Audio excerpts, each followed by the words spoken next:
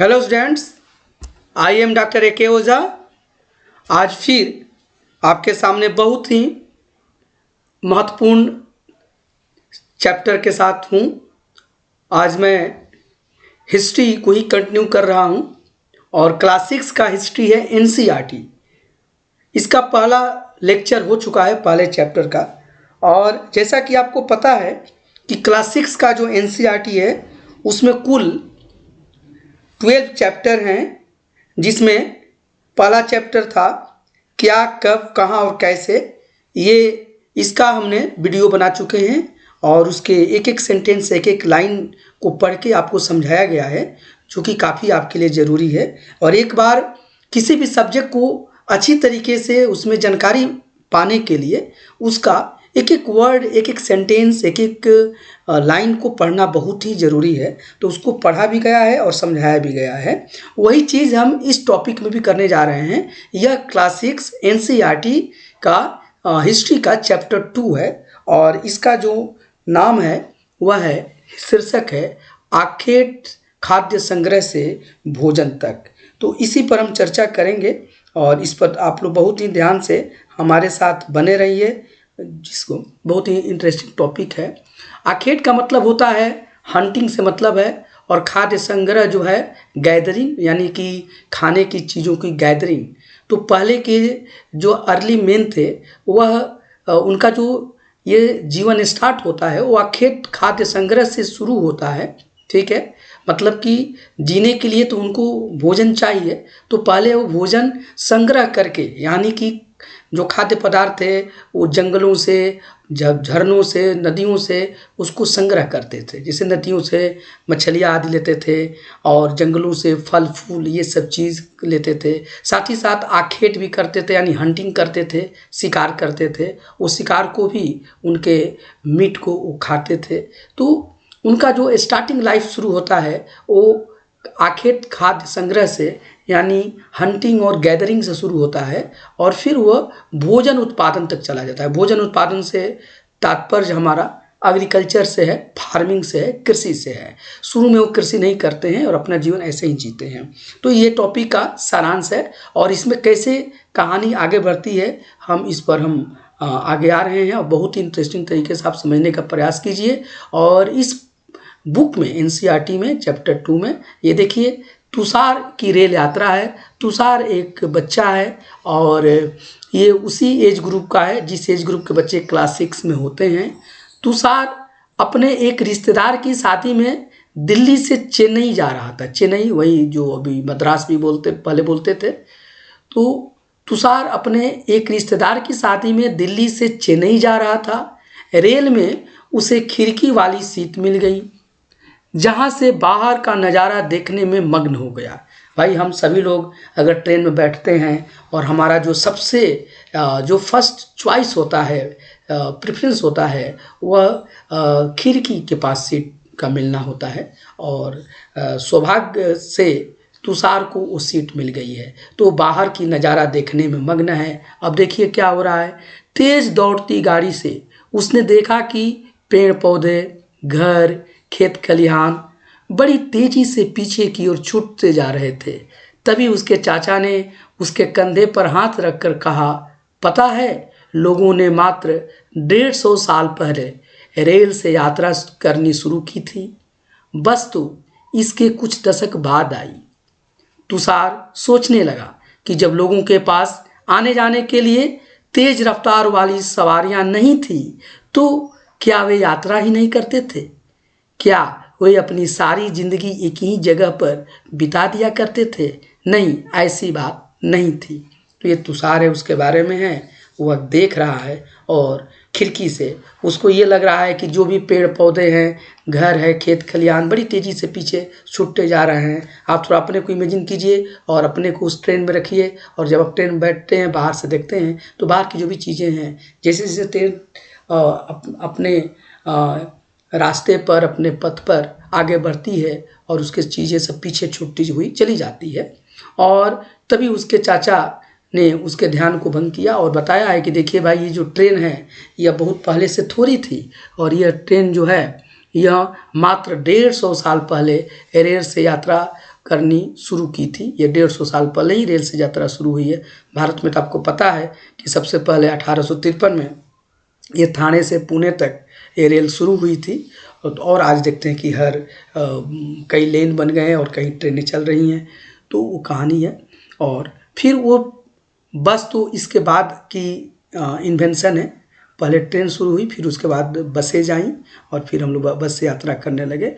अब ये सोचने लगा तुषार कि क्या जब पहले ये सब यात्रा करने के साधन नहीं थे, परिवहन के साधन नहीं थे, तो लोग यात्रा करते थे या यात्रा ही नहीं करते थे। लेकिन ऐसी बात नहीं है। अब आइए हम थोड़ी कहानी को आगे बढ़ाते हैं और देखिए यहाँ से इस टॉपिक पाइए।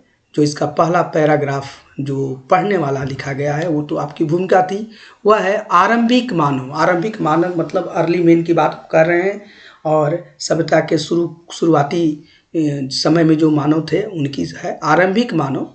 आखिर वे इधर उधर क्यों घूमते थे, ये इसका शीर्षक है। और इसमें यह क्वेश्चन अराइज किया गया है कि जो अर्ली मैन है वो एक ही स्थान पर क्यों नहीं रहते थे, वो इधर उधर क्यों घूमते थे, ये प्रश्न है। और इसका देखिए उत्तर हम लोग ढूंढेंगे। हम उन लोगों के बारे में जानते हैं जो इस उपमहाद्वीप में 20 लाख साल पहले रहा करते थे।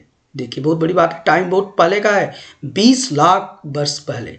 ये हम उन लोगों के बारे में हमें जानकारी है जो इस उपमहाद्वीप में, इस सब कॉन्टिनेंट में 20 लाख साल पहले रहा करते थे। और आज हम उन्हें आखेटक खाद्य संग्राहक के नाम से जानते हैं। आखेटक मतलब कि हंटर और खाद्य संग्राहक हो गए गैदर। तो जो लोग 20 लाख साल पहले इस उपमहाद्वीप में, इस सब कॉन्टिनेंट में रहा करते थे, उन्हें हम लोग आखेटक खाद्य संग्राहक यानी कि हंटर गैदरर के नाम से जानते हैं। क्योंकि वो यही काम करते थे उस समय अपने जीवन के लिए। भोजन का इंतजाम करने की विधि के आधार पर उन्हें इस नाम से पुकारा जाता था। बिल्कुल क्लियर है कि उनको ये नाम क्यों दिया गया। तो जो जिस तरीके से वो अपना भोजन का इंतजाम करते थे, अपने खाने पीने की वस्तुओं की व्यवस्था करते थे, उस प्रक्रिया या उस विधि के आधार पर ही उन्हें नाम दिया गया है। क्योंकि इसके लिए वो आखेट करते थे, वो शिकार करते थे, हंटिंग करते थे। उसके साथ ही साथ खाद्य पदार्थों का संग्रहण करते थे, जहाँ से उनको मिल पाता था, वातावरण से, जंगल से, नदियों से, जहाँ से मिलता था संग्रहण करते थे।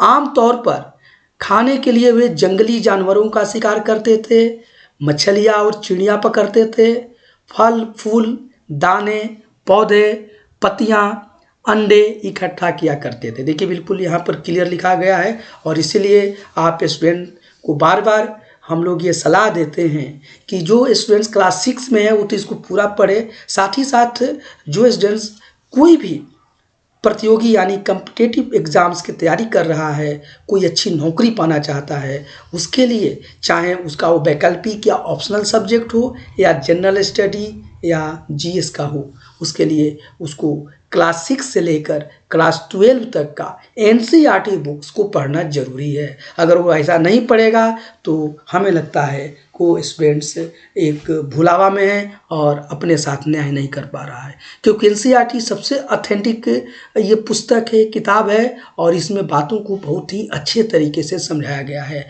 आप सिर्फ देखिए हमारे इस पढ़ाई को, आप सिर्फ लिसनिंग कीजिए, सुनिए, और तो आपको समझ में आ जाएगा। तो हालांकि इसमें बीच बीच में मैं प्रयास कर रहा हूँ कि थोड़ा इसको मैं आपसे एक्सप्लेन भी करूं, लेकिन सिर्फ आप सुनेंगे भी तो आपको समझ में आएगा। देखिए लिखा गया है कि खाना कहाँ से और कैसे खाते थे, क्या करते थे। तो जनरली आमतौर पर खाने के लिए वे लोग यानी कि आरंभिक मानव अर्ली मैन जंगली जानवरों का शिकार करते थे, मछलियाँ यानी फिशेस पकड़ते थे, चिड़ियाँ पकड़ते थे, फल फूल, दाने, पौधे, पत्तियां, अंडे इकट्ठा किए करते थे, और ये सभी चीज़ उनके खाद्य पदार्थ के सामग्री थे। साथ ही साथ देखिए आखेटक खाद्य संग्राहक समुदाय के लोग एक जगह से दूसरी जगह पर घूमते थे। ऐसा करने के कई कारण थे। अब ये जो आखेटक खाद्य संग्राहक समुदाय था, ये लोग ग्रुप में रहते थे, और ये लोग जब एक जगह से दूसरे जगह तक ये माइग्रेट करते थे या घूमते थे, वंडरिंग करते थे। तो ये अकारण नहीं करते थे, इनके कई कारण थे। आखेतक मतलब जो ये हंटर थे और खाद्य संग्राहक जो गैदरर थे, तो इनको हंटर और गैदरर का नाम दिया गया है। तो ये अपने टोली के साथ, अपने समुदाय के साथ, अपने ग्रुप के साथ एक जगह से दूसरी जगह तक घूमते रहते थे। और ऐसा क्यों करते थे, उसके बहुत कुछ कारण हैं, जिन कारणों को आपसे हम यहाँ पर चर्चा करने जा रहे हैं। देखिए, पहला कारण, फर्स्ट जो इनका जो कारण है, रीजन है, वह है, फर्स्ट कारण यह है कि अगर वो एक ही स्थान पर ज़्यादा दिनों तक रहते थे तो आसपास के पौधों, फलों और जानवरों को खाकर समाप्त कर देते थे। इसलिए और भोजन की तलाश में इन्हें दूसरी जगहों पर जाना पड़ता था। बिल्कुल क्लियर है कि उनके एक जगह से दूसरे जगह पर जाने के जो पहला कारण था वो यह था कि ज़्यादा दिनों तक एक स्थान पर रहने से वो आसपास के सभी पौधों, फलों, जानवरों को खा जाते थे और वो समाप्त हो जाते थे। अब उनके पास खाने के लिए कोई दूसरी सामग्री नहीं होती थी, इसीलिए अन्य जगह पर और भोजन की तलाश में वो दूसरी जगह पर जाते थे। देखिए, दूसरा कारण क्या है, देखिए स्पष्ट बताया गया है। दूसरा कारण देखिए यहाँ पर, दूसरा कारण यह है कि जानवर अपने शिकार के लिए या फिर हिरन और मवेशी अपना चारा ढूंढने के लिए एक जगह से दूसरी जगह जाया करते थे। इसलिए इन जानवरों का शिकार करने के लिए वे लोग भी इनके पीछे पीछे जाया करते थे। बिल्कुल क्लियर है कि पहला तो जहाँ रहते थे, पहला कारण वहाँ के सभी खाद्य सामग्री को समाप्त कर जाते थे और फिर खाद्य कि उनको आगे ज़रूरत है, इसके लिए दूसरे स्थान पर जाना पड़ता था। दूसरा है कि जो जानवर भी थे, जो एनिमल्स थे, वो भी अपने शिकार के लिए वो या चारा को ढूंढते ढूंढते एक स्थान से दूसरे स्थान पर भटक जाते थे या चले जाते थे, जिसमें कि हिरन है और भी मवेशी हैं। और चूंकि यही लोग उनके खाद्य पदार्थ थे और ये लोग एक स्थान से दूसरे अन्य स्थान पर चले गए, अब उनके खोज में उनका पीछा करते करते ये लोग उस स्थान तक पहुंच जाते थे। तो दूसरा कारण इनका ये हुआ करता था। तीसरा कारण भी था। देखिए, तीसरा कारण क्या है, तीसरा कारण यह कि पेड़ों और पौधों में फल फूल अलग अलग मौसम में आते हैं, इसलिए लोग उसकी तलाश में उपयुक्त मौसम के अनुसार अन्य इलाकों में घूमते रहते थे। ये भी बात है कि पेड़ पौधों में आपको पता है ना, जैसे आप देखिए आम ही का है मैंगो, तो उसका भी फलने का एक टाइम होता है, ठीक है। इसी तरह से गुआवा अमरूद है, उसका भी कोई टाइम है। हर फलों का अपना अपना अलग अलग मौसम होता है। तो जिस मौसम में जो फल जहाँ होता है उस जगह पर वो लोग घूमते रहते थे, क्योंकि फल उनके खाद्य पदार्थ का एक प्रमुख अंग हुआ करता था। तो ये आपका तीसरा कारण है। और तीसरा कारण स्पष्ट आपको ये बता रहा है कि पेड़ों और पौधों में फल फूल अलग अलग मौसम में आते हैं, इसलिए लोग उसकी तलाश में, उसकी खोज में उपयुक्त मौसम के अनुसार अन्य इलाकों में घूमते होंगे। एक तीसरा कारण यह है। अब थोड़ा चौथा कारण पर हम लोग गौर करें और देखिए, चौथा कारण यह है कि पानी के बिना किसी भी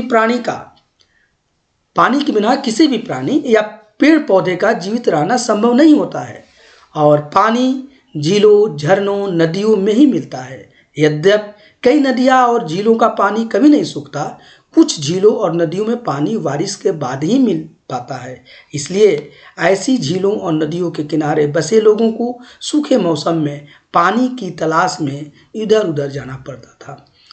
तो ये चौथा कारण है कि उनको एक स्थान से दूसरे स्थान पर पानी की खोज में जाना होता है। और बताया गया कि जो पानी जो है वह दो तरह की, कुछ तो ऐसी नदियां हैं, झरने हैं जिसमें पानी सालों भर रहती है, जिसको कि पेरेनियल कहा जाता है, ठीक है।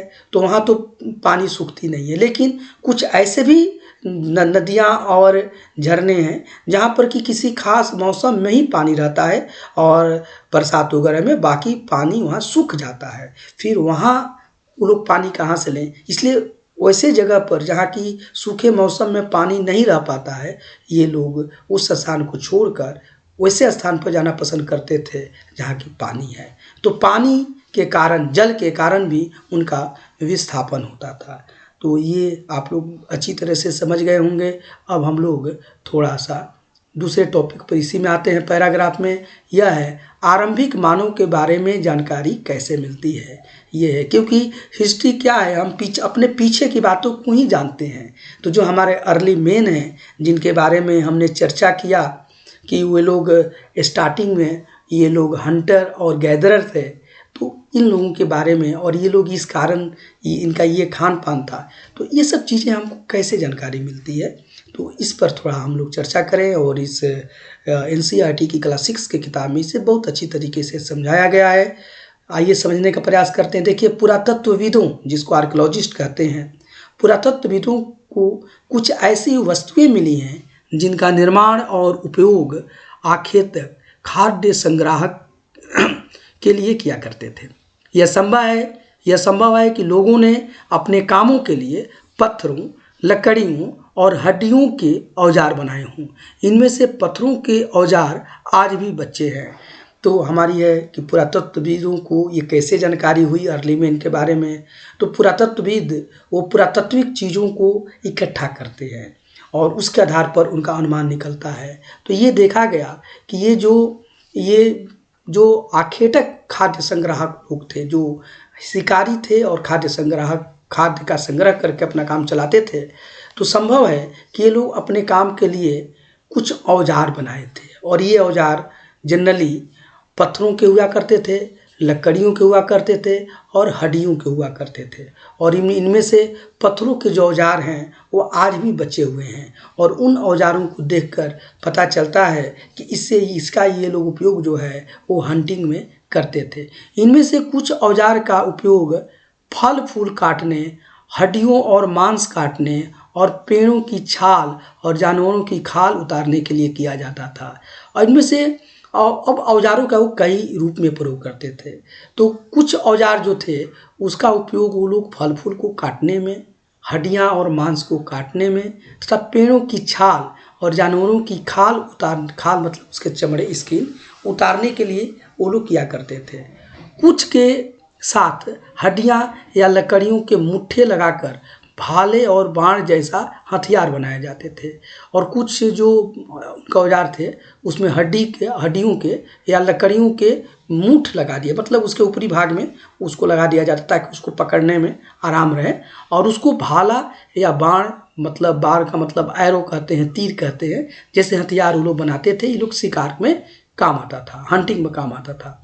कुछ औजारों से लकड़ियाँ काटी जाती थी, वो जंगल में रहते थे तो कुछ ऐसे भी हथियार बनाए थे जैसे कुल्हाड़ी जैसा, जिससे कि लकड़ियों को काटते थे। लकड़ियों का ईंधन के साथ साथ झोपड़ियाँ और औजार बनाने के लिए भी काम में लिया जाता था। लकड़ियों का काम क्या क्या होता था, एक तो लोग ईंधन का में उपयोग करते थे खाना को पकाने के लिए, ठीक है ना। साथ ही साथ लकड़ी को गर्मी और जाड़े के दिनों में आपको ठंडक से बचने के लिए भी उपयोग करते थे, आग जला देते थे, गर्मी मिलती थी। लकड़ी से वो लोग झोपड़ियाँ भी बनाते थे और औजारों में भी लकड़ियों का उपयोग होता था, उसका मूठ वगैरह बनाने में, और उसको पकड़ने वाली जगह में लकड़ी लगाते थे जहाँ उनको आराम होता था। ये आप देख सकते हैं, देखिए ये सब हथियार हैं और ये बना हुआ है, देख लीजिए ये सब, ये जो पत्थर के हथियार हैं और ये जो उनका काम होता है, ठीक है। ये देख लीजिए पत्थर के औजारों का उपयोग, देखिए बाएं में इंसान के खाने योग्य जड़ों को खोदने के लिए किया जाता था। देखिए ये बाएं में क्या होता था, ये जो खाने योग्य जो हैं वहाँ पत्थर का उपयोग करके उसको खोद करके बाहर, देखिए ये कोई पदार्थ है उसके रूट को निकाला जा रहा है, तो किया जाता था। और दाएं देखिए जानवरों की खाल से बने अस्त्रों को सिलने के लिए भी किया जाता था। ये देखिए जानवरों के खाल से जो हुआ है और उससे वस्त्र को सिलाई किया जाती थी। तो जानवरों की खाल से बने वस्त्रों को सिलने के लिए भी देखिए सिलाई लोग कर रहे हैं। और इस तरीके से वो अपने शरीर का बचाव करते थे विभिन्न वातावरण में, विभिन्न मौसम में। यहाँ से देखिए ये खाद्य पदार्थ जिसके रूट को खाया जाता है उसको निकालते थे, ठीक है, और उसको अपने यूज में लाते थे। तो ये यहाँ पर समझाया गया है। अब नेक्स्ट टॉपिक में देखिए रहने की जगह निर्धारित करना, वो लोग कहाँ थे इसके बारे में है। यहाँ पर मानचित्र भी दिया गया है, देखिए ये मानचित्र 2 है जिसे मैप कहते हैं या नक्शा कहते हैं। इसमें सब कुछ यहाँ पर बताया गया है। तो इस पर हम लोग चर्चा करेंगे। देखिए मानचित्र 2 को देखो आप, ये मानचित्र 2 है और आप इसे देखिए, यही मानचित्र 2 है। अब देखिए लाल त्रिकोण वाले स्थान वे पुरावस्थल हैं जहाँ पर आखेटक खाद्य संग्राहकों के होने के प्रमाण मिले हैं। इसके अलावा भी कई स्थानों पर आखेटक खाद्य संग्राहक रहते थे। मानचित्र में सिर्फ कुछ गिने चुने स्थान ही चिन्हित किए गए हैं। कई पुरावस्थल नदियों और झीलों के किनारे पाए गए हैं। ये देखिए यहाँ पर जहाँ भी ये देख लीजिए, ये जो रेड कलर जो देखिए ये कलर है ये लगाया गया है, तो ये ऐसे स्थान हैं जहाँ की आखेटक खाद्य संग्राहक का होने का प्रमाण मिला है, यानी कि हंटर गैदरर्स के होने का प्रमाण मिला है। लेकिन इसके अलावे ये सिर्फ गिने चुने स्थान ही यहाँ दिया गया है, लेकिन इसके अलावे भी कुछ ऐसे स्थान हैं जहाँ पर वो लोग रहते थे। जनरली नदियाँ और झीलों के किनारे भी वो लोग रहते थे। ये देखिए बुर्ज होम है, यहाँ उनका प्रमाण मिला है। ये देखिए मेहरगढ़ है, बहुत इंपॉर्टेंट रिसर्च साइट है, वहाँ पर मिला है। देखिए चिरांद है, देखिए कुलडीहवा है, ये देखिए महागढ़ा है, भीमबेटका है, देख रहे हैं ये सब जगह इनका मिला हुआ है। देखिए ये रेड है भीमबेटका, और ये देखिए और भी है, ये देखिए रेड कलर में है भीमबेटका। ये देखिए हुस्की है, ये देखिए ये कुरनूल गुफाएं हैं, ठीक है, ये सब वो लोग यहाँ पर मिले हैं। तो ये देखिए यहाँ पर बताया भी गया है कि जो रेड कलर है ये पूरा पसाणिक स्थल है। पूरा पसाणिक मतलब कि जिसको हम कहते हैं पैलियोलिथिक एज, जो सबसे पहले का है, पुरातन पाषाण काल का एज है। फिर देखिए ये जो देखिए ये नीला कलर है, ब्लू कलर, ये 9 पाषाणिक स्थल है। ये सब देख लीजिए, हलूर है, पय्यमपल्ली है, ये सब 9 पाषाणीय स्थल है। देखिए दाऊरजली हेंडिंग है, चिरांद है, कुलडीहवा है, महागढ़ा है, मेहरगढ़ है, ठीक है, ये सब देख लीजिए, बुर्ज होम है। तो ये सब जगह जो है ये कलर पर दिया गया है और ये स्पष्ट बताएगा, आप उसको देख सकते हैं। पूरा पाषाणिक पूरा स्थल है। ये देखिए हरा कलर का है जो है वो महापाषाणिक पूरा स्थल है। इसमें बड़े बड़े पत्थरों का वो लोग उपयोग करते हैं, तो ये महापाषाणिक है। देखिए जैसे यहाँ पर देखिए अदी चनलूर है, ये देखिए ब्रह्मगिरी है, साथ ही साथ ये सब जगह जो हैं महापाषाणिक स्थल है।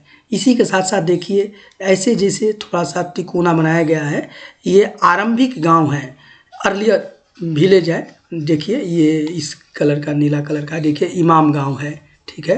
तो ये सब आरंभिक गांवों के बारे में यहाँ पर चर्चा किया गया है, ठीक है। इसी तरह से देखिए ये जो स्टार जैसा येलो कलर का बनाया गया आधुनिक नगर है, जैसे देखिए मुंबई है, ये आधुनिक नगर है। तो ये देखिए कोलकाता है, ये सब आधुनिक नगर में आ रहे हैं। तो ये कुछ महत्वपूर्ण पूरा स्थल बताए गए हैं, लेकिन इसके अलावे भी और महत्वपूर्ण थे, और जहाँ पर कि ये शुरू में ये गैदर और खाद्य संग्राहक लोग रहे। इसके साथ ही साथ देखिए चूँकि पत्थर के उपकरण बहुत महत्वपूर्ण थे, इसलिए लोग ऐसी जगह ढूंढते रहते थे जहाँ अच्छे पत्थर मिल सके। ये चूँकि इसीलिए उसको पाषाण काल कहा गया है, पत्थर का ही काल है। पूरा पाषाण काल है, 9 पाषाण काल है, महापाषाण काल है। यहाँ पत्थर बहुत ही महत्वपूर्ण थे, तो लोग ऐसे जगह पर जाते थे जहाँ की अच्छे तरह का पत्थर मिले। और ये देखिए ये यहाँ पर शैल चित्रकला भी हमको देखने को मिली है। इसमें से हमें क्या पता चलता है, समझ देखिए ये जो है शैल चित्रकला है, और इस चित्र के बारे में बताइए। एक शैल का चित्र है, और देखिए जिन गुफाओं में लोग रहते थे उनमें से कुछ की दीवारों पर चित्र मिले हैं। इनमें कुछ सुंदर उदाहरण मध्य प्रदेश और दक्षिणी उत्तर प्रदेश की गुफाओं से मिले हैं। इनमें जंगली जानवरों का बड़ी कुशलता से सजीव चित्रण किया गया है। ये देखिए बहुत है, लोग उस समय अर्ली मैन जो हैं वो गुफाओं में निवास करते थे, तो जिस गुफा में वो रहते थे वहाँ पर वो चित्र बनाते थे, और वो पत्थरों पर ही चित्र बनाते थे। शैल को हम पत्थर ही कहते हैं, रॉक कहते हैं, रॉक पत्थर। तो उस पर चित्र है, उसमें देखिए जानवरों का चित्र है। देखिए ये लगता है देखने में ये हिरन जैसा है, डियर देख रहे हैं ना, तो इसका ये चित्र है, और बहुत ही अच्छे तरीके से सजीव चित्रण किया गया है। इससे लगता है कि वो लोग पेंटिंग और चित्रकारी से बखूबी परिचित थे और अच्छा बनाते थे। ये देखिए आधुनिक मध्य प्रदेश में एक साइट है भीमबेटका, और भीमबेटका हमने आपको मैप पर भी दिखाया था। फिर से अगर आप देखिए मैप पर भी आपको मिला है भीमबेटका, देखिए यही है भीमबेटका, देख लिए ये भीमबेटका है, ये मध्य प्रदेश में है। तो उसके बारे में बता रहा है कि आधुनिक मध्य प्रदेश में भीमबेटका साइट है। इस पुरा स्थल पर गुफाएं व कंदराएं मिली हैं। भीमबेटका में गुफा और कंदरा मिली हैं। लोग इन गुफाओं में इसलिए रहते थे क्योंकि यहाँ उन्हें बारिश, धूप और हवाओं से राहत मिलती थी। ये गुफाएं नर्मदा घाटी के पास हैं। तो भीमबेटका में, ये मध्य प्रदेश में है, ये एक पुरा स्थल है और यहाँ पर गुफा और कंदराएं मिली हैं। लोग इसमें रहते थे और गुफा और कंदरा में इसलिए रहते थे कि मौसम की जो है, मौसम में, विभिन्न मौसम में सुरक्षित रहते थे। बारिश में बारिश से बचते थे, गर्मी में धूप से बचते थे और जो ठंडी में शीतल हवाओं से भी उन्हें राहत मिलती थी। ये गुफाएं नर्मदा घाटी के पास है। देखिए ये पूछ रहा है कि क्या तुम बता सकते हो कि रहने के लिए लोगों ने यह जगह क्यों चुनी होगी। ये भी आप देखिए, इसको बताइए कैसी जगह क्यों चुनी होगी। और इसका तो आप आंसर आपके दिमाग में आ ही रहा है कि ये गुफाएं हैं, ठीक है ना। और लोग अच्छे जगह रहने के लिए अच्छे पत्थरों वाले जगह को भी ये ढूंढा करते थे जहाँ अच्छे पत्थर मिले। यहाँ पर है ना कि चूँकि पत्थर के उपकरण बहुत महत्वपूर्ण थे, इसलिए लोग ऐसी जगह ढूंढते थे जहाँ अच्छे पत्थर मिल सके, ठीक है ना। और पत्थर वहीं मिलेंगे जहाँ की पहाड़ी जगह होगा, हिल्स होगा। तो और वहाँ पर वो लोग अपनी ज़रूरत के अनुसार गुफा भी उनको बनता था। देखिए ये गुफा है, देख रहे हैं, ऐसे है गुफा और कंदरा, इसमें लोग अपने काम की चीज़ बनाते थे। अब आइए थोड़ा पुरा स्थल के बारे में, बार बार शब्द आ रहा है। पुरा स्थल उस स्थान को कहते हैं जहाँ औजार, बर्तन और इमारतों जैसी वस्तुओं के अवशेष मिलते हैं। फिर से पुरा स्थल, ये आप लोग नोट कर लीजिएगा, इसका नोट्स बना लीजिए, याद कर लीजिएगा। पुरा स्थल उस स्थान को कहते हैं जहाँ औजार, बर्तन और इमारतों जैसी वस्तुओं के अवशेष मिलते हैं। ऐसी वस्तुओं का निर्माण लोगों ने अपने काम के लिए किया था और बाद में वे उन्हें वहीं छोड़ गए। ये जमीन के ऊपर, अंदर, कभी कभी समुद्र और नदी के तल में भी पाए जाते हैं। इन पुरास्थलों के बारे में आपको अगले अध्याय में बताया जाएगा, इसलिए यहाँ सिर्फ इतना ही समझिए और अगले अध्याय में इस पर हम लोग चर्चा करेंगे। ये जो पुरा स्थल है ये ज़मीन के ऊपर भी मिलते हैं, ज़मीन के अंदर भी मिलते हैं और कभी कभी समुद्र और नदी के तल में भी ये पाए जाते हैं। और इसका ऐसी वस्तुओं का निर्माण लोग जो हैं अपने कामों के लिए किया था और वो बाद में वो उसे वहीं छोड़ गए, ठीक है ना। और आज चूँकि हमें मिलता है वहीं बचा हुआ, उसके आधार पर हम उन लोगों के बारे में जान पाते हैं। अब आइए, ये बहुत इम्पोर्टेंट है, आग की खोज। एक तरह से ये बहुत ही क्रांतिकारी खोज है। आग का खोज उस समय के जो अर्ली मैन हैं उनके जीवन में एक क्रांतिकारी परिवर्तन लाता है। तो आइए आग की खोज जैसी इंटरेस्टिंग सब्जेक्ट पर थोड़ी हम सोचें।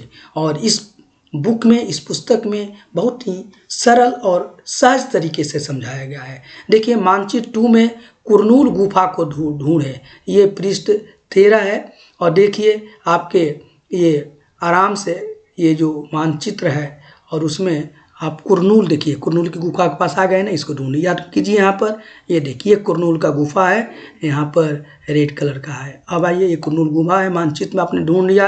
अब आइए क्या बोल रहा है इसको समझने का प्रयास कीजिए, बहुत ही आराम से समझिए इसको।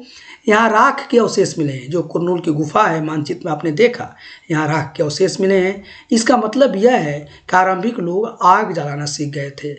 आग का इस्तेमाल कई कार्यों के लिए किया गया होगा, जैसे प्रकाश के लिए, मांस भूनने के लिए, खतरनाक जानवरों को दूर भगाने के लिए आदि। तो ये देखिए, ये कुरनूल की जो गुफा है, यहाँ पर फिर एक बार आपको दिखाते हैं।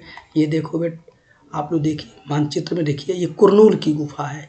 देखिए भारत का मानचित्र है और ये कुरनूल की गुफा है। यहाँ पर क्या मिला है, यहाँ आग, यहाँ पर राख मिला है। राख मतलब ऐश, आग जलने के बाद जो बच जाता है उसको हम ऐश कहते हैं, राख कहते हैं। यहाँ राख मिला है और राख वहीं मिलेगा जहाँ आग होगा।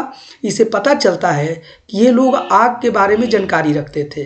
अब आग का इस्तेमाल ये कई कार्यों के लिए करते होंगे, जैसे एक तो प्रकाश के लिए, अंधेरा में आग जला दीजिए, प्रकाश हो गया। इस प्रकाश को डरा कर जंगली जानवर को, हाथी वगैरह को भगाते भी थे। आज भी कहीं हाथी वगैरह आ जाता है, भगाने के लिए आग का प्रयोग किया जाता है। मांस को भूनने के लिए, मांस को पकाने के लिए ये करते थे, क्योंकि पहले ये लोग कच्चे मांस ही खाते थे, लेकिन जब आग का आविष्कार हो गया, मांस को भूने तो मांस बहुत टेस्टी हो गया, तो ये लोग मांस को भून कर खाते थे। साथ ही साथ मांस जो है हाइजेनिक भी हो गया, मतलब पचने में भी आराम हो गया, तो मांस को भूनने में काम करते थे। खतरनाक जानवरों को दूर भगाने के लिए, मैंने बोला ही कि प्रकाश से ये खतरनाक जानवरों को दूर भगाते थे। साथ ही साथ आग उनको ठंडी से भी बचाव करता था, ये भी आप समझ सकते हैं। यहाँ पर आदि लिखा है। आज हम आग का उपयोग किस लिए करते हैं, ठीक है ना, तो इसमें आपको बताया गया। अब देखिए थोड़ा यहाँ पर बहुत इंपॉर्टेंट कुछ चीज़ बताया गया है जो आपको जानना चाहिए, इसलिए मैं पढ़ दे रहा हूँ। देखिए नाम और तिथियाँ जो हैं, हम जिस काल के बारे में पढ़ रहे हैं, पुरातत्वविदों ने उनके बड़े बड़े नाम लिखे हैं। आरंभिक काल को वे पूरा पसार काल कहते हैं, ये बहुत इंपॉर्टेंट है, ठीक है ना, इसीलिए इसको यहाँ पर एक अलग से शेडिंग करके इसको लिखा गया है। तो कई काल है, स्टूडेंट्स जनरली उसमें कंफ्यूज कर जाते हैं। तो पुरातत्वविद जो आरंभिक काल है उसको वो लोग पूरा पसार काल कहते हैं। यहाँ दो शब्द, पूरा का मतलब प्राचीन होता है और पसाण मतलब पत्थर।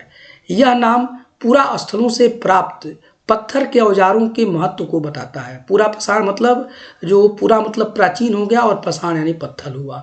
और यह नाम जो है, जो पूरा स्थल है, जो प्राचीन स्थल है, वहाँ से जो पत्थर के औजार प्राप्त हुए हैं उसके महत्व को बताता है। पूरा पसार काल 20 लाख साल पहले से, देखिए 12,000 साल पहले के दौरान माना जाता है। ये टाइमिंग को नोट कर लीजिएगा, कहीं नोट बना लीजिए। पूरा पसार काल लिख लीजिए, पूरा मतलब प्राचीन, पसाण मतलब पत्थर, ये समझ लीजिए। इसका जो टाइमिंग है वह 20 लाख साल से लेकर 12,000 साल पहले की बात है। और इस काल में भी इस काल को भी 3 भागों में बांटा गया है, विभाजित किया गया है। इसमें पूरा पसाण काल को, एक है आरंभिक, एक है मध्य, एक है उत्तर पूरा पसाण युग। अब देखिए मानव इतिहास की लगभग 99% कहानी इसी काल के दौरान घटी हुई। बहुत बड़ी बात है कि ये जो पूरा पसाण काल है, हमारी जो मानव भी अभी तक हिस्ट्री है, इसकी 99% जो बातें हैं और जो घटनाएं हैं वो पूरा पसाण काल से जुड़ी हुई हैं। पूरा पसाण काल को 3 भागों में बांट दिया गया, आरंभिक अर्ली, ठीक है, इसके बाद देखिए मध्य जिसको कि मेसो कहा जाता है, और उसके बाद से उत्तर कहा गया, ये उत्तर पसाण काल, ठीक है। जिस काल में हमें पर्यावरणीय बदलाव मिलते हैं उसे मेसोलिथिक यानी मध्य पसाण युग कहते हैं। अब जिस काल से हमको पर्यावरण, इन्वायरमेंटल चेंज मिलना शुरू हो गए उसे मेसोलिथिक एज बोलते हैं या मध्य पसाण युग बोलते हैं। बहुत इंपॉर्टेंट है। और इसका समय लगभग 12,000 साल से लेकर 10,000 साल पहले तक माना गया है। जो मेसोलिथिक एज है जिसे मध्य पसाण काल कहते हैं, ये 12,000 साल पूर्व से लेकर 10,000 साल पूर्व तक माना गया है। इस काल के पसाण यानी पत्थर के जो औजार हैं, पसाण औजार आमतौर पर बहुत छोटे होते थे। इसमें छोटे हथियार, पत्थर के हथियार मिले हैं हमें। इन्हें माइक्रोलिथ यानी लघु पसाण कहा गया है। चूँकि हथियार छोटे हैं और छोटा को माइक्रो कहा जाता है या हिंदी में लघु कहा जाता है, इसलिए इसे लघु पसाण या माइक्रोलिथ कहा गया है। लिथ मतलब यहाँ पत्थर से है। प्रायः इन औजारों में हड्डियों या लकड़ियों के मुट्ठे लगे हंसिया और आरी जैसे औजार मिले। यहाँ देखा गया है कि इसमें हड्डी या लकड़ी के मुठ लगे होते हैं और हंसिया है, आरी है, ये सब। हंसिया मतलब देखिए आज भी आपको याद है कम्युनिस्ट पार्टी है, उसमें हंसिया जो है एक तरह से पौधे को, फसल को काटा जाता है, और आरी जो है जिससे लकड़ी को काटा जाता है, तो आरी जैसे औजार मिले हैं। साथ साथ पूरा पसाण युग वाले औजार भी इस दौरान पाए गए हैं। ये जो एज है, इसमें जो मेसोलिथिक एज है, इसमें माइक्रोलिथ लघु पसाण तो पाए गए हैं, लेकिन कुछ पसाण जो पूरा पसाण युग वाले हैं वो भी यहाँ पर मिले हुए हैं। अब देखिए थोड़ा अपनी बात को हम आगे बढ़ाते हैं इस बुक के आधार पर। अगले युग की शुरुआत लगभग 10,000 साल पहले होती है। इसके बाद जो अगला युग आता है वो 10,000 साल पहले होती है और इसे नव पसाण युग कहा जाता है। देखिए इसको नियोलिथिक एज कहा जाता है। नव पसाण युग, ये नव पसाण युग है, नियोलिथिक एज है। नव पसाण का मतलब क्या होता है, ठीक है ना। इसमें कुछ स्थानों के नाम दिए गए हैं अब नव पसाण से मतलब है, जैसे पूरा का मतलब पुराना होता है, पसाण का मतलब पत्थर हुआ, तो नव का मतलब नया है और नूतन है, और पसाण का मतलब पत्थर है। अब हमने कुछ स्थानों के नाम दिए हैं, अगले अध्यायों में तुम्हें ऐसे अनेक नाम मिलेंगे। अक्सर हम पुराने स्थानों के लिए उनके नामों का प्रयोग करते हैं जो आज प्रचलित है, क्योंकि हमें ज्ञात नहीं कि उस काल में उनके क्या नाम रहे होंगे। एक और बात है कि जो पुराना स्थल है पुस्तक में चाहे कहीं भी इतिहास में, उसको उस स्थान से ही हम मान लेते हैं, क्योंकि उस समय उनका क्या नाम रहा होगा, इसका कोई लिटरेचर, इसका कोई लिखित साक्ष्य तो हमको मिला नहीं है, तो उसको मानते हैं। जैसे मान सकते हैं कि सिंधु सभ्यता है या हड़प्पा संस्कृति है, तो ये स्थान सूचक ही है और उस आधार पर हम उसको बोलते हैं। ऐसा नहीं कि वो लोग इसको इसी नाम से जानते होंगे, लेकिन हम उसको इस नाम से अपनी सुविधा के लिए उस स्थान के नाम पर ही उनका नामकरण कर देते हैं। अब थोड़ी बदलती जलवायु पर हम चर्चा करें। ये तो आज का भी बहुत प्रासंगिक टॉपिक है, जो क्लाइमेट चेंज हो रहा है उस पर क्या है और कब से शुरू हुआ। लगभग 12,000 साल पहले दुनिया की जलवायु में बड़े बड़े बदलाव आए और गर्मी बढ़ने लगी। ये जो क्लाइमेट चेंज की बात है, जलवायु परिवर्तन की बात है, तो इसकी शुरुआत हमें जो साक्ष्य बताते हैं वो 12,000 साल पहले शुरू हो गई थी। और उसमें क्या हुआ कि जब जलवायु में परिवर्तन आने लगा तो गर्मी बढ़ने लगी। इसके परिणाम स्वरूप कई क्षेत्रों में घास वाले मैदान बनने लगे। जब थोड़ा गर्मी बढ़ी तो वहाँ पर घास वाले मैदान बनने लगे। इससे हिरन, बारहसिंगा, भेड़, बकरी, गाय जैसे उन जानवरों की संख्या बढ़ी जो घास खाकर जिंदा रह सकते थे। ये बहुत इंपॉर्टेंट बात हो रही है कि 12,000 साल पहले जलवायु परिवर्तन का शुरुआत होता है, उससे गर्मी बढ़ती है। गर्मी बढ़ने से ये देखा गया उसके परिणाम स्वरूप कि घास वाले मैदान ज़्यादा उगने लगे, बनने लगे, और तब ऐसे जानवरों की बहुलता हो गई या ज़्यादा में जानवर मिलने लगे जो कि घास खाकर जिंदा रहते हैं। और इसमें हिरन, बारहसिंगा, भेड़, बकरी, गाय ऐसे जानवरों की संख्या बढ़ी। अब देखिए, जो लोग इन जानवरों का शिकार करते थे वे भी इनके पीछे आए और इनके खाने पीने की आदतों और प्रजनन के समय की जानकारी हासिल करने लगे। हो सकता है कि तब लोग इन जानवरों को पकड़कर अपनी ज़रूरत के अनुसार पालने की बात सोचने लगे हों। साथ ही इस काल में मछली भी भोजन का महत्वपूर्ण स्रोत बन गई। अब जब ये जानवर यहाँ पर हिरन, बकरी, भेड़, बारहसिंगा, ये सब गाय जब हुए, तो ये अब चूंकि ये लोग घास खाते हैं, इनके साथ साथ जानवरों का, जो लोग हैं इन जानवरों का शिकार करते थे, वो भी इनके साथ साथ इनके पीछे यहाँ पर आए। इनकी आदतों के बारे में, इनके प्रजनन के बारे में जानकारी करने लगे। कुछ का तो खाने में यूज किए, कुछ को पालने की भी बात सोचते हैं, जैसे गाय वगैरह का पालना शुरू हो गया, बकरी को पालना भी शुरू किए, ठीक है ना। और साथ ही साथ इस काल में मछली भी, देखिए इंपॉर्टेंट है, इसी समय मछली भी भोजन का महत्वपूर्ण स्रोत बनी। तो ये है। अब थोड़ा सा हम लोग आए खेती और पशुपालन की शुरुआत के बारे में। बहुत इंपॉर्टेंट है कि जो एग्रीकल्चर है, एग्रीकल्चर और पशुपालन, एनिमल हस्बेंड्री, ये इसकी शुरुआत कब हुई, थोड़ा इस पर हम लोग चर्चा करें। और इसी दौरान उपमहाद्वीप के भिन्न भिन्न इलाकों में गेहूं, जौ और धान जैसे अनाज प्राकृतिक रूप से उगने लगे थे। ये जो उपमहाद्वीप है, जो सब कंटिनेंट है, इसके कई इलाकों में, अलग अलग इलाकों में हम देखते हैं गेहूं, जौ और धान, अब अनाज प्राकृतिक रूप से ये उगने लगे। शायद महिलाओं, पुरुषों, बच्चों ने इन अनाजों को भोजन के लिए बटोरना शुरू कर दिया होगा। जब उगने लगे, ये खाने के अनाज थे, तो अब महिलाएं, पुरुष और बच्चे इनको भोजन के लिए कलेक्शन करना, गैदरिंग करना, बटोरना, संग्रहण करना शुरू कर दिया। साथ ही यह भी सीखने लगे होंगे कि अनाज कहाँ सूखते हैं और कब पककर तैयार होते हैं। ऐसा करते करते लोगों ने इन अनाजों को खुद पैदा करना सीख लिया होगा। इस प्रकार धीरे धीरे वे कृषक बन गए। बहुत इंपॉर्टेंट बात हो रही है कि ये जो गेहूं है, जौ है, धान है, ये प्राकृतिक तरीके से उगने लगे। अब वहाँ जो आसपास के जो महिला, पुरुष, बच्चे हैं, इनका संग्रहण करना शुरू करने लगे।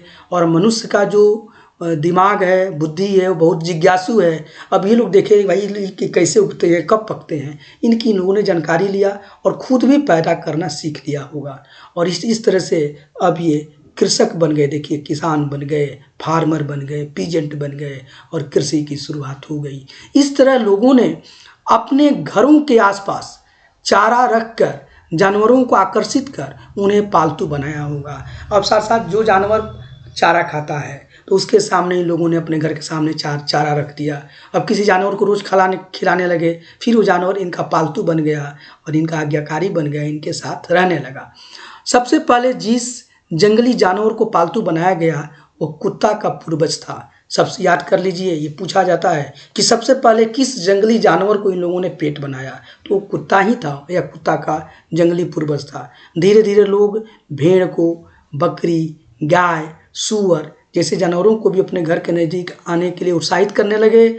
ऐसे जानवर झुंड में रहते थे और ज़्यादातर घास खाते थे। तो ये जो जानवर हैं इसको लोग अपने यहाँ उसको उत्साहित करने लगे, प्रोत्साहित करने लगे, उसके लिए चारा डालने लगे जो उनका प्रिय भोज्य पदार्थ है। ये सब जानवर जो हैं जैसे भेड़ है, बकरी है, गाय है, सूअर है, ये लोग झुंड में रहते थे। तो अक्सर लोग अन्य जंगली जानवर के आक्रमण से इनकी सुरक्षा किया करते थे और इस तरह धीरे धीरे ये पशुपालक बन गए होंगे। और साथ ही साथ ये जो जानवर हैं इनकी ये लोग सुरक्षा भी करने लगे अन्य जंगली जानवरों से और इस तरह से ये पशुपालक बन गए और इन जानवरों का ये पालन करने लगे। ठीक है, अब देखिए, अब इसमें क्वेश्चन है कि क्या तुम बता सकती हो कि सबसे पहले कुत्तों को ही पालतू क्यों बनाया गया। इस पर आप लोग थोड़ा सोचिएगा। अब देखिए बसने की प्रक्रिया पर हम आते हैं। देखिए यहाँ पर लोगों द्वारा पौधे उगाने और जानवरों की देखभाल करने को बसने की प्रक्रिया का नाम दिया गया। मतलब बसने की प्रक्रिया, लोग जो हैं अब पौधा उगाते हैं, जानवरों की देखभाल करते हैं, तो उनको एक जगह पर तो ज़्यादा समय तक अस्थायी रूप से रहना पड़ेगा, तभी तो अपने पौधों की वो सुरक्षा कर पाएंगे और जिन जानवरों को पाले हैं उनका भी जंगली जानवरों आज से सुरक्षा कर पाएंगे।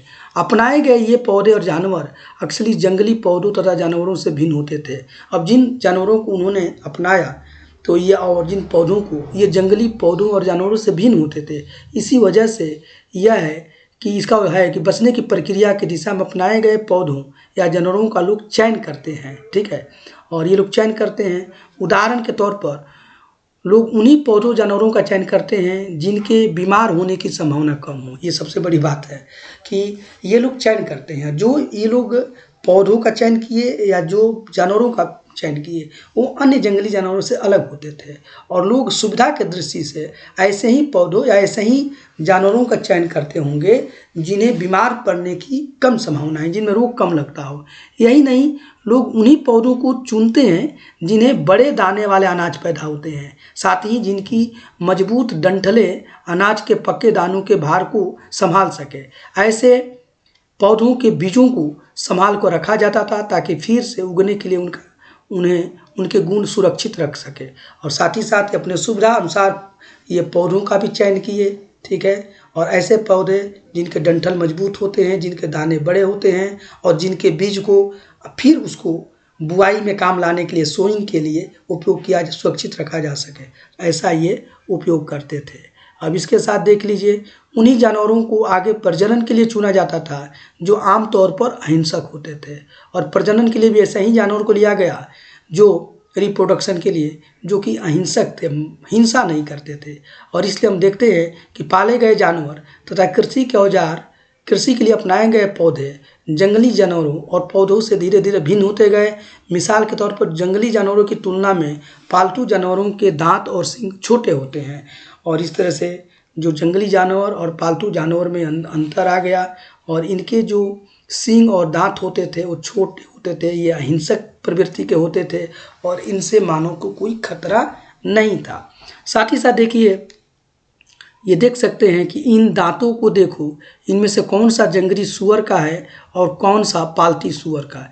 देखिए यहाँ पर दिखाया गया है, ये दांत है और देख कर बता दीजिए कि कौन सा इसमें जंगली सूअर का है और कौन सा पालतू सूअर का। देखिए जिसका तीखा है वह पालतू नहीं है, वो जंगली है।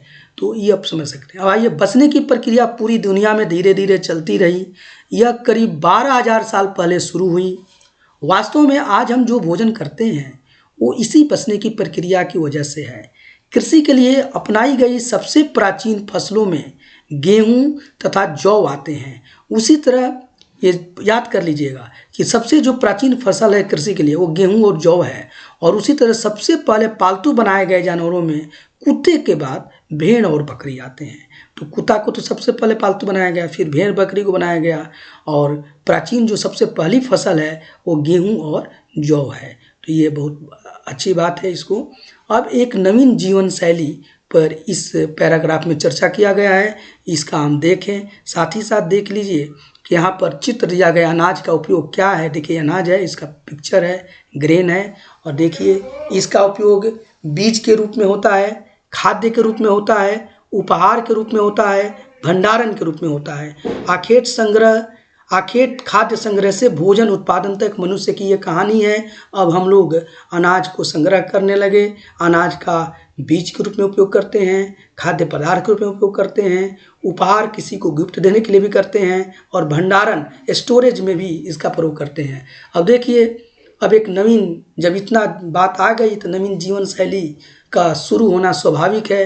तुम किसी पौधे के बीज को बोकर देखो, तुम पाओगी कि इसे विकसित होने में कुछ वक्त लगता है। इसमें कुछ दिन, महीने या फिर साल तक लग सकता है। इसलिए जब लोग पौधे उगाने लगे तो उनकी देखभाल के लिए उन्हें एक ही जगह पर लंबे समय तक रहना पड़ता था। बीज बोने से लेकर फसलों के पकने तक, और पौधों की सिंचाई करने, खरपतवार हटाने, जानवरों और चिड़ियों से उसकी सुरक्षा करने जैसे बहुत से काम शामिल थे। कटाई के बाद अनाज का उपयोग बहुत संभाल कर करना पड़ता था। तो ये है, ये कृषि जो है एक तरह से अस्थाई जीवन शैली को ये जन्म दिया। और जब कृषि हुआ, किसी फसल को बोया गया तो उसको पकने का इंतज़ार किया जाएगा, उसको काटने के लिए उस समय रख देना पड़ेगा, क्योंकि वो ये नहीं कि आज हमने फसल को बोया कल काट लिया। उसके लिए कुछ दिन लगते हैं या महीने लगते हैं, या कुछ ऐसे फसल हैं जिनके लिए साल भर का समय देना होता है। साथ ही साथ बीच बीच में उनकी फसलों की जो खरपतवार को हटाया जाता है, जानवर और चिड़ियों से उनकी रक्षा किया जाता है, बहुत सारे काम हैं। और इसके लिए उस स्थान पर अस्थायी रूप से रहना अनिवार्य होता था।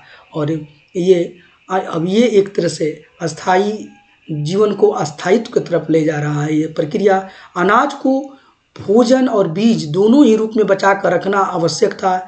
इसलिए लोगों को इसके भंडारण की बात सोचनी पड़ी है ना, कि अनाज को एक तरह से खाने के लिए भी और बीज के लिए भी, तभी तो वो आगे दोबारा वही अनाज पैदा होगा। इसके लिए भंडारण जरूरी था, यानी स्टोरेज। और अब स्टोरेज की बात लोगों ने सोचना शुरू किया।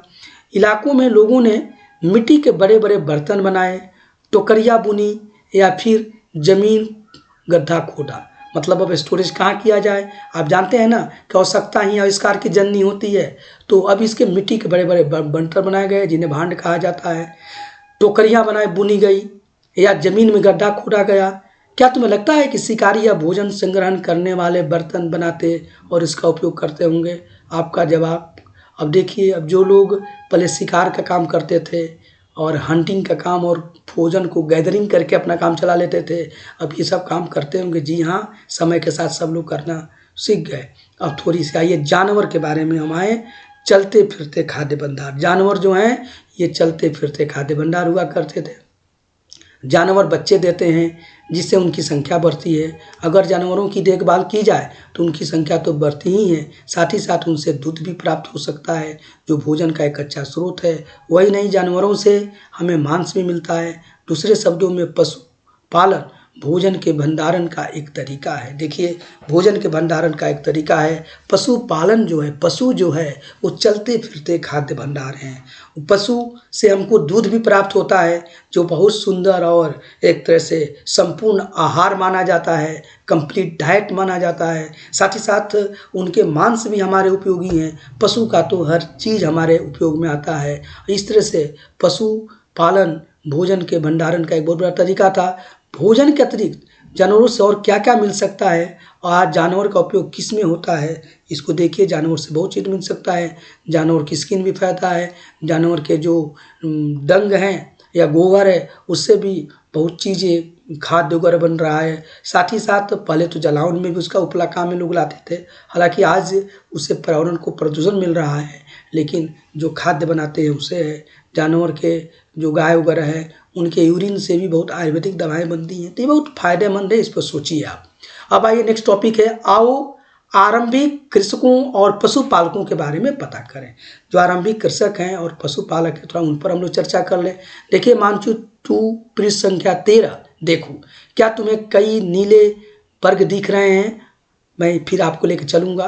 पता है इनमें से प्रत्येक बिंदु उस जगह को दर्शाता है जहाँ पुरातत्वविदों को शुरुआती कृषकों और पशुपालकों के होने के साक्ष्य मिले हैं। ये पूरे उपमहाद्वीप में पाए गए हैं। इनमें सबसे महत्वपूर्ण पश्चिमोत्तर क्षेत्र में, आधुनिक कश्मीर में और पूर्वी तथा दक्षिणी भारत में पाए गए हैं।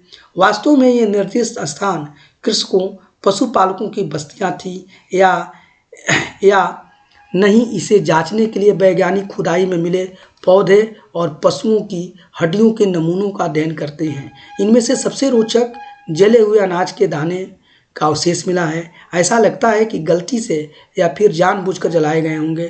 वैज्ञानिक इन अनाज के दानों की पहचान कर सकते हैं। इस तरह में पता चलता है कि इस महाद्वीप में विभिन्न भागों में बहुत सारी फसलें उगाई जाती होंगी।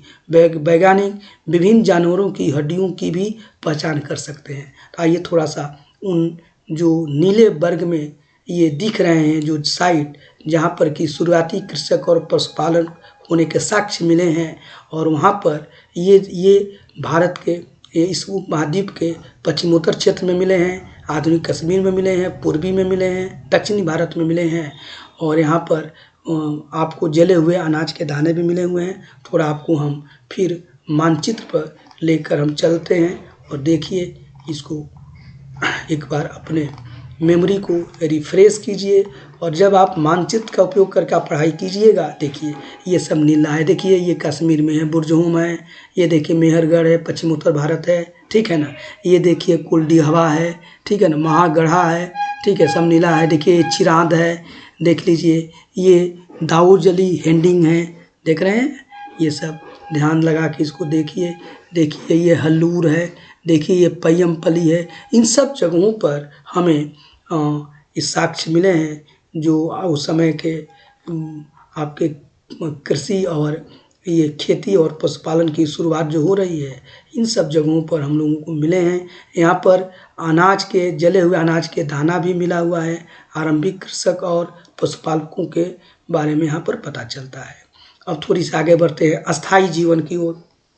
अब मानव की जो सभ्यता है, संस्कृति है, अब अस्थाई जीवन की तरफ बढ़ रही है। इस पर चर्चा करना बहुत ज़रूरी है। देखिए पुरातत्वविदों को कुछ पुरास्थलों पर झोपड़ियों और घरों के निशान मिले हैं, जैसे कि बुरजहोम, ये वर्तमान कश्मीर में अभी ने आपको दिखाया नीले कलर वाले जगह पर। और यहाँ के बुरजहोम के लोग गड्ढे के नीचे घर बनाते थे, जिसे गर्तवास कहा जाता है। इसे नोट कर लीजिए, बहुत पूछा जाता है परीक्षाओं में। ये बुरजहोम वर्तमान कश्मीर में मिला है। यहाँ पर गड्ढे के नीचे लोग घर बनाते थे, जिसे गर्तवास कहा जाता था। तो ये आता है कि गर्तवास क्या है, ये कहाँ पर मिला है, और इसमें उतरने के लिए सीढ़ियाँ होती थी, और इससे इन्हें ठंड के मौसम में सुरक्षा मिलती होगी। पुरातत्वविदों को झोपड़ियों के अंदर और बाहर दोनों ही स्थानों पर आग जलाने की जगह मिले हैं। जो आर्कियोलॉजिस्ट है, पुरातत्वविद हैं, वो लोग को मिला है कि झोपड़ी के बाहर और अंदर दोनों जगह आग जलाने की जगह मिली है। ऐसा लगता है कि लोग मौसम के अनुसार घर के अंदर या बाहर खाना पकाते होंगे। मतलब जैसा मौसम है, गर्मी का मौसम है तो लोग बाहर पका रहे हैं, ठंडी है या बाहर बारिश का मौसम है तो अंदर पका रहे हैं। अब एक गर्तवास का चित्र बना हुआ है, आपको वर्क दिया जा रहा है जो बुरजहोम में मिला है। गर्तवास मतलब लोग नीचे गड्ढे के घर बना देते थे, और उसमें सीढ़ी भी लगी रहती थी, लोग उसे उतरते थे, और उसे ठंडे के मौसम में सुरक्षा मिलती थी। अब आइए तो आगे बढ़ते हैं। बहुत सारी जगहों से पत्थर के औजार भी मिले हैं। देखिए पत्थर के औजार बहुत सारी जगहों से मिले हैं। इनमें से कई ऐसे हैं जो पूरा पाषाण युगीन उपकरणों से भिन्न हैं, इसलिए इन्हें नव पाषाण युग माना गया है। मतलब यहाँ पर जो मिले हुए हैं पत्थर के, ये जो पूरा पाषाण के जो पत्थर हैं के औजार है उनसे भिन्न है, इसलिए इसको नव पाषाण युग का माना गया है। इनमें वे औजार भी हैं जिनकी धार को और अधिक पैना करने के लिए उस पर पॉलिश चढ़ाई गई है। मतलब इसके जो धार है, उसके जो एज है, उसको और तीखा बनाया गया और तेज बनाया गया। पैना मतलब और उसको तेज बनाया गया है ताकि किसी चीज़ को जल्दी से वो काट सके, और इसके लिए उस पर पॉलिश चढ़ाई गई है। ओखली और मूसल का प्रयोग अनाज तथा वनस्पतियों से प्राप्त अन्य चीज़ों को पीसने के लिए किया जाता था। ओखली और मूसल का भी हमें साक्ष्य मिले हैं, और इसका संभवतः वे लोग अनाज और वनस्पतियों को पीसने के लिए करते थे। आज हजारों साल बाद भी ओखली और मूसल का प्रयोग अनाज पीसने के लिए किया जाता है। देखिए ये जो ओखल है और मूसल है, आज भी इसका प्रयोग होता है, ठीक है।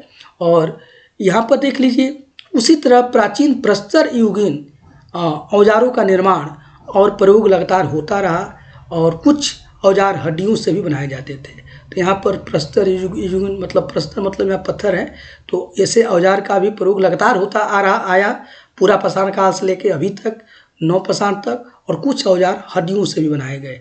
ये देखिए नवपाषाण काल के कुछ उपकरण जो हैं इस तरह के होते थे। तो देखिए ये है, ये सब आपको इस तरह का उपकरण है दिखाया गया है। और ये अब हम लोग थोड़ा आगे बढ़ते हैं। नवपाषाण युग, इसको न्यूलिथिक एज भी कहा जाता है। नवपाषाण युग के पुरा स्थलों से कई प्रकार के मिट्टी के बर्तन मिले हैं। देखिए मिट्टी के बर्तन मिला है। कभी कभी इन पर अलंकरण भी किया जाता था। इन पर देखिए यहाँ पर अलंकरण, चित्रकारी वगैरह किया जाता था। साथ ही साथ बर्तनों का उपयोग चीज़ों को रखने के लिए किया जाता था। जो बर्तन है, ऐसे सब चीज़ है, इसमें कोई चीज़ रखते थे लोग। मिट्टी का बना हुआ बर्तन है। ये देखिए घैला गगड़ी जैसा है, तो ये है। और धीरे धीरे लोग बर्तनों का प्रयोग खाना बनाने के लिए भी करने लगे। अब इसका बर्तनों का खाना भी पकने लगा। इसमें चावल दाल रख के या चावल और पानी रख के इसको आग पर बैठा दिए, तो आपका बॉइल्ड राइस बन गया, जिसे हम लोग भात कहते हैं। लोग खाने लगे। साथ ही साथ चावल, गेहूँ, दलहन जैसे अनाज अब आहार का महत्वपूर्ण हिस्सा बन गए। दलहन मतलब जो दाल जिसे बनता है, तो ये इनका एक आहार का महत्वपूर्ण हिस्सा बन गया है। चावल बना, गेहूँ बना, दलहन बना। इसके साथ साथ अब लोग कपड़े भी बुनने लगे थे। इसके लिए कपास जैसे आवश्यक पौधे उगाए जा सकते थे। अब देखिए लोग कपड़ा बुनना भी सीख गए थे, और इसके लिए ही लोग कपास का उत्पादन भी करने लगे। और आपको पता है ना कि जो टेक्सटाइल इंडस्ट्री है, वस्त्र उद्योग है, भारत का सबसे प्राचीन उद्योग इसको माना जाता है। इसी तरीके से आप देख लीजिए, क्या ये परिवर्तन हर जगह एक ही साथ आए होंगे? ऐसी बात नहीं है। जहाँ कई जगह पर स्त्री पुरुष शिकार और भोजन संग्रहण करने का काम कर रहे थे, वहीं अन्य जगहों ने हजारों सालों के दरमियान धीरे धीरे खेती और पशुपालन अपना लिया। बहुत जगह लोग मौसम के मुताबिक बदल कर अपनी जीविका चलाया करते थे। तो ये क्वेश्चन आता है, क्या ये सब परिवर्तन एक ही साथ एक ही जगह हुए? नहीं, ऐसी बात नहीं है। और ये देखा गया कि एक ही समय में कुछ जगह लोग अभी भी स्त्री पुरुष शिकार और भोजन संग्रहण का ही काम कर रहे थे, जो शुरू के हमारे आरंभिक मैन कर रहे थे, अर्ली मैन कर रहे थे, मतलब कि हंटिंग और गैदरिंग का काम। लेकिन उसी समय कुछ जगह पर लोग वहाँ पर धीरे धीरे खेती और पशुपालन को अपना लिए, और वो अस्थाई जगह पर रहने लगे। इसी साथ साथ कुछ जगह पर लोग मौसम के अनुसार अपने आजीविका को और पेशा को बदलते रह रहे थे। तो ये साथ साथ चल रहा था। अब थोड़ा सा इसका हम लोग सूक्ष्म निरीक्षण, माइन्यूट ऑब्जर्वेशन करें। देखिए मेहरगढ़ में जीवन मृत्यु, ये देखिए मानचित्र 2 जो है उसमें कुछ आपको चीज़ दिखा हुआ है। और देखिए ये इस मानचित्र में आपको मेहरगढ़ आपको हमने दिखाया भी है मानचित्र में। आपको एक बार फिर हम दिखा देते हैं कि ये मेहरगढ़ आई है, और बहुत ही इम्पोर्टेंट साइट है। और इसको आप लोग कीजिए। एक अच्छा होगा कि आप फिजिकल मैप ले लीजिए, मार्केट से ख़रीद लीजिए, और वहाँ पर आप लोग की देखिए मेहरगढ़ है। देखिए बेटा, देखो ये मेहरगढ़, देखिए ये मेहरगढ़, ठीक है, ये मेहरगढ़। अब इसको ध्यान में रख लीजिए, ये पश्चिम उत्तर भारत में है। ये मेहरगढ़ साइट याद में आ गया आपको। अब देखिए इसके बारे में कुछ चीज़ आपको हम बताना चाहेंगे, और या इस किताब में उस चीज़ पर चर्चा किया गया है जो बहुत महत्वपूर्ण है और आपको समझना है। ये सब साइट को आपके मन मस्तिष्क में रहना चाहिए। देखिए मेहरगढ़ में जीवन मृत्यु क्या है कि मेहरगढ़ ढूंढ लिया आपने। यह ईरान जाने वाले सबसे महत्वपूर्ण रास्ते बोलन दर्रे के पास एक हरा भरा समतल स्थल है। एक्चुअली जो जगह है वहीं से उस समय लोग ईरान जाते हैं, और यह इसको अलग अलग दर्रा है, तो ये बोलन दर्रा है, ठीक है ना।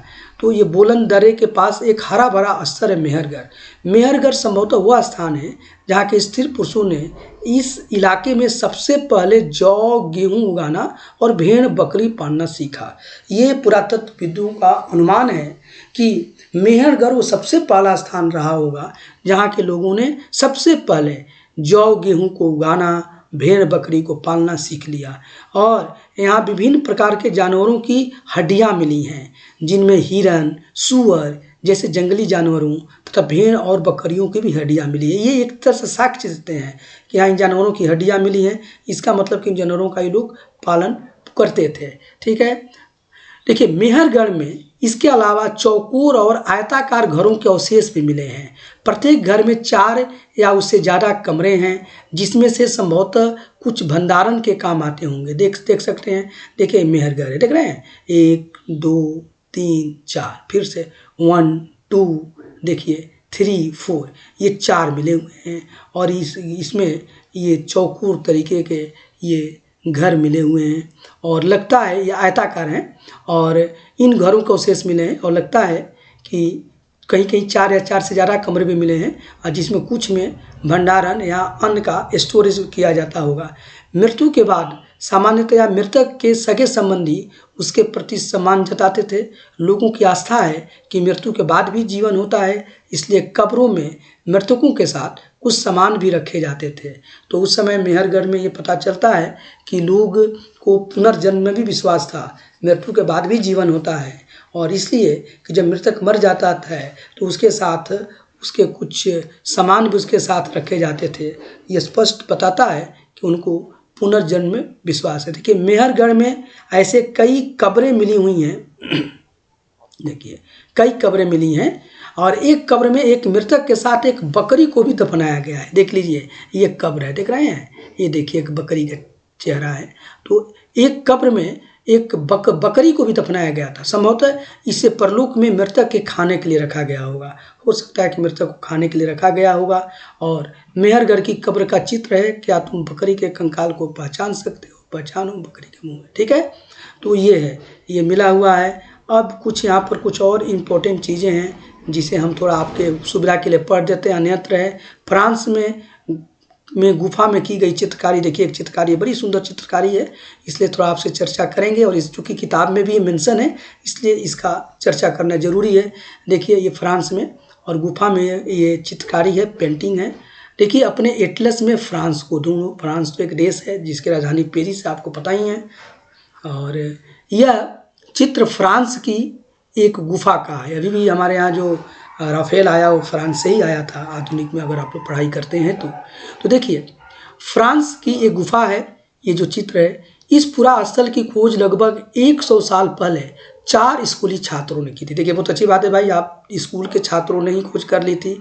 इस तरह के चित्र लगभग 20,000 साल पहले से लेकर और 10,000 साल पहले के बीच बनाए होंगे। इसको देखने से पता चलता है कि ऐसे जो चित्र हैं वो 20,000 एगो से लेकर और 10,000 एगो के बीच के हैं, माने 20,000 साल पहले से 10,000 साल पहले के बीच के बनाए गए होंगे। इनमें कई जानवरों के चित्र हैं। इनमें जंगली घोड़े, देखिए कई जानवर हैं, आप देख सकते हैं। और इसको आप थोड़ा पहचानने की कोशिश कीजिए। देखिए इसमें जंगली घोड़े हैं, गाय है, भैंस, गैंडा, रेनडियर, बारहसिंगा, सुअरों के गहरे चमकीले रंगों में से चित्रित किया गया है। इसको आप खोजने का काम कीजिए। और इन रंगों को लौह अयस्क और चारकोल जैसे खनिज पदार्थों से बनाया गया था, ये जो रंग हैं। और यह संभव है कि इन चित्रों को उत्सवों के अवसर पर बनाया जाता था, या फिर इन्हें शिकारियों द्वारा शिकार पर निकलने से पहले कुछ अनुष्ठानों के लिए बनाया गया होगा। तो ये सब चीज़ें हैं जो समझना चाहिए। अब थोड़ा सा नए शब्द में हम आते हैं, लेकिन इसके पहले देखिए कुछ उपयोगी शब्दावली है जिस पर आपको ध्यान देना चाहिए। जैसे देखिए आखेटक खाद्य संग्राहक मतलब हंटर और गैदरर है। और पूरा स्थल है, पूरा मतलब पुराना होता है, स्थल मतलब जगह। उद्योग स्थल, आप पता ही, आवासीय स्थल रेसिडेंशियल जो जगह है। पूरा पसाण मतलब पूरा मतलब पुराना, पसाण मतलब पत्थर से है। मध्य प्रधान मतलब मध्य मतलब बीच के युग का है, पसाण युग का है। लघु पसाण जिसमें छोटे छोटे पसाण के आपको औजार या हथियार मिलते हैं या सामान मिलते हैं, एक कृषक फार्मर है, पशुपालक जो एक तरह से जो पशुपालन करता है, ठीक है ना।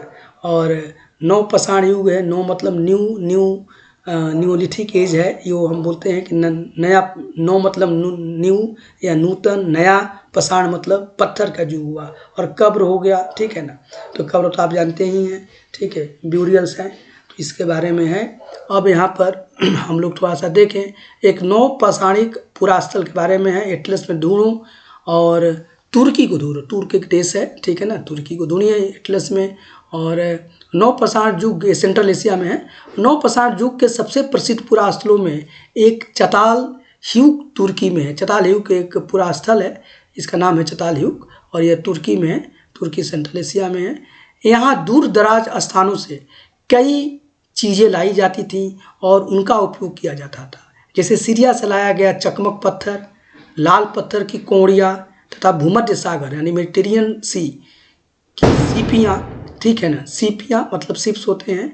ध्यान रहे कि उस समय तक पहिए वाले वाहन का विकास नहीं हुआ था। अभी जिस समय की हम चर्चा कर रहे हैं, अभी पहिया का आविष्कार नहीं हुआ था। लोग सामान खुद या जानवरों के पीठ पर लाद कर ले जाया करते थे। तो यहाँ पर ये जो सामान है वो जानवरों के पीठ पर लाद कर ले जाया करते थे, यानी पहिया का आविष्कार नहीं हुआ था, इन्वेंशन नहीं हुआ था। आग का तो हो गया था। तो ये आपको याद करने की बात है, ठीक है। तो ये सब चीज़ें हैं, और इस तरीके से ये टॉपिक आपका कंप्लीट हुआ। इसके क्वेश्चन आंसर है, आप क्वेश्चन आंसर खुद करने का प्रयास कीजिए एक बार, ताकि आप इसको कर पाएंगे। फिर इस पर एक शॉर्ट नोट्स और इसके क्वेश्चन आंसर भी आपको हम करके बताएंगे, लेकिन इसका पूरा मकसद है कि आप इसको खुद कीजिए, और ताकि इसको लाभ मिले। ये देखिए, इसमें टोटल जो क्लास 6 का NCERT है उसमें 12 चैप्टर है, ये दूसरा चैप्टर है। इसका पहला चैप्टर पर भी हम वीडियो बना चुके हैं, और उसका लिंक इसके डिस्क्रिप्शन बॉक्स में और आई बटन में हम डाल देंगे, तो आप दोनों को देखकर, और इस प्लेलिस्ट में रहेगा ये सभी जो क्लास 6 का है, फिर क्लास 6 से 12 तक जो भी स्टूडेंट्स अगर कॉम्पिटिटिव परीक्षा की तैयारी करना चाह रहा है और अपना GS से ऑप्शनल को अच्छे तरीके से स्ट्रॉन्ग या मजबूत बनाना चाह रहा है ताकि उसका सिलेक्शन हो, तो उसके लिए उसको पढ़ना जरूरी है। इसके अलावा कोई दूसरा रास्ता नहीं है। तो इसको आप अपने दिमाग में बैठा लीजिए, और इसको बहुत ही सरल तरीके से आपको समझाने का मैं प्रयास कर रहा हूँ। फिर भी कोई आपको कोई प्रॉब्लम आ रही है, समस्या आ रही है, तो कमेंट बॉक्स में ज़रूर कमेंट कीजिएगा, ताकि उसको हम परिमार्जित करें और आपकी समस्या का समाधान हो सके। और अगर ये वीडियो आपको अच्छा लग रहा है तो ज़रूर इसे, अभी तक सब्सक्राइब नहीं किए हैं तो डॉक्टर AK ओझा चैनल को, यूट्यूब चैनल को सब्सक्राइब कीजिएगा, इसे लाइक कीजिए, शेयर कीजिए, अपने और दोस्तों को बताइए, ताकि बहुजन हिताय बहुजन सुखाय हो, उनको भी इससे लाभ मिले। साथ ही साथ जो स्टूडेंट क्लास 6 में पढ़ रहे हैं उनके लिए तो उनका सब्जेक्ट ही है, तो उनके लिए भी बहुत फ़ायदेमंद है, उनको पढ़ना चाहिए। और इसमें कोशिश किया गया है कि एक एक वर्ड को हमने बोला है और आपको समझाने का प्रयास किया है। ये चूँकि NCERT का हिंदी मीडियम का किताब है, ऐसे ही इंग्लिश मीडियम को भी हम आपसे चर्चा करेंगे, लेकिन चूँकि हम दोनों शब्द यहाँ पर यूज कर रहे हैं, मुझे लगता है कि आपको ये समझ में आता होगा। तो ये यहाँ से फिर धन्यवाद, थैंक यू।